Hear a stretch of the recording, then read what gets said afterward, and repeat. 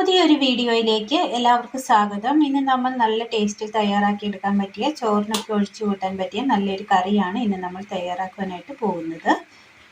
അതിനായിട്ട് ഒരൽപ്പം ചക്കക്കുരു നമ്മൾ എടുത്തിട്ടുണ്ട്. അത് നമ്മൾ വട്ടത്തിലൊന്ന് കട്ട് ചെയ്തെടുത്തിട്ടുണ്ട്. ക്ലീൻ ചെയ്തതിന് ശേഷം ഒരു ചട്ടി ക്ലീൻ ചെയ്തെടുത്തതിന് ശേഷം ഈ ചട്ടിയിലേക്ക് നമുക്ക് ചക്കക്കുരു ഇട്ട് കൊടുക്കാം. ഒരു 10-12 ചക്കക്കുരുവേ നമ്മൾ എടുത്തിട്ടുള്ളൂ. ഒരൽപ്പം മഞ്ഞൾപ്പൊടി കൂടി ഇട്ട് കൊടുക്കുകയാണ്. ഇനി ഇതിലേക്ക് നമുക്ക് ഇടുവാൻ ആവശ്യമായ ഒരൽപ്പം വെള്ളം കൂടി ഒഴിച്ച് കൊടുക്കാം. എന്നിട്ട് ഇനി നന്നായിട്ട് ഒന്ന് വേവിച്ചെടുക്കണം. അടുപ്പത്തൊരു പാൻ വെച്ച് കൊടുത്തതിന് ശേഷം അതിലേക്ക് ഒരൽപ്പം സോയ ചങ്ക്സ് കട്ട് ചെയ്തിട്ട് കൊടുക്കാം. ഒരൽപ്പം വെള്ളം കൂടി ഒഴിച്ച് കൊടുക്കാം. ഒരൽപ്പം മഞ്ഞൾപ്പൊടി,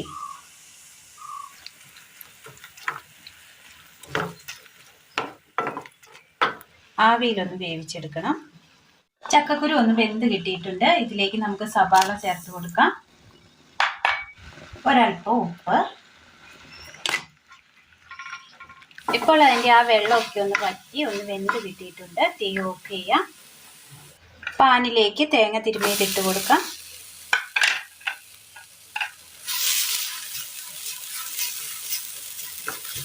ഒരു 3 ചെറിയുള്ളി അരിഞ്ഞത്, ചെറിയൊരു കഷ്ണം ഇഞ്ചി അരിഞ്ഞത്,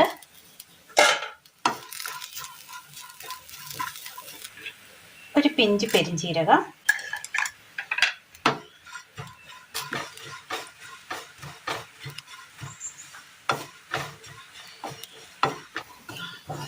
തേങ്ങയൊന്ന് ചുവന്ന് വന്നിട്ടുണ്ട്. ഒരു സൈഡിലേക്ക് മാറ്റി വെക്കാം. ഒരൽപ്പം എണ്ണ ഒഴിച്ചു കൊടുക്കാം. ഇതിലേക്ക് മല്ലിപ്പൊടി, മഞ്ഞൾപ്പൊടി, മുളക് പൊടി, ഒരൽപ്പം ഗരം മസാല,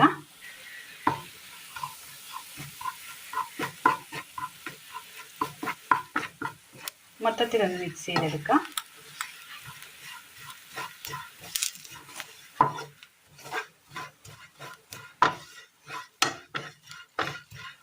തീ ഓഫ് ചെയ്യാം. സവോള ഇട്ട് കൊടുത്തതിന് ശേഷം നന്നായി ഒന്ന് തിളച്ച് വന്നിട്ടുണ്ട്. ഇനി ഇതിലേക്ക് നമ്മൾ വേവിച്ച് വെച്ചിരിക്കുന്ന സോയ ചങ്ക്സ് ഇട്ട് കൊടുക്കാം.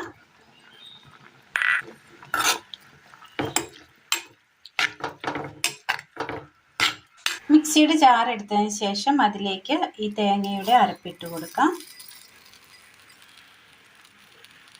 ഇതിലേക്ക് ഒരൽപ്പം വെള്ളം ഒഴിച്ചു കൊടുക്കാം. ഇനി നന്നായി ഒന്ന് അരച്ചെടുത്തിട്ട് വരാം. അരച്ചു കൊണ്ടുവന്ന് അരപ്പ് ഒഴിച്ചു കൊടുക്കാം.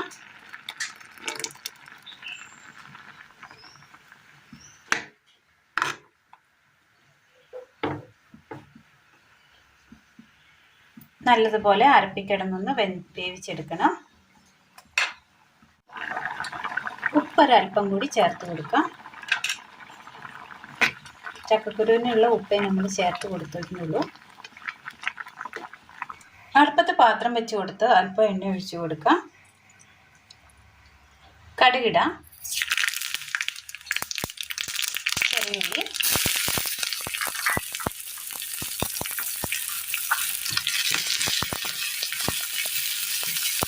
കൂടി ഇട്ട് കൊടുക്കുകയാണ്. തീ ഓഫ് ചെയ്യാം. തിളച്ച് അരപ്പൊഴിച്ചതിന് ശേഷം കറി നന്നായി തിളച്ച് എണ്ണയൊക്കെ ഒന്ന് തെളിഞ്ഞ് വന്നിട്ടുണ്ട്. തീ ഓഫ് ചെയ്യാം. തീ ഓഫ് ചെയ്തതിന് ശേഷം അതിൻ്റെ ആ തിളയൊക്കെ ഒന്ന് ഒതുങ്ങി വന്നിട്ടുണ്ട്. തിളയൊക്കെ നിന്നിട്ടുണ്ട്.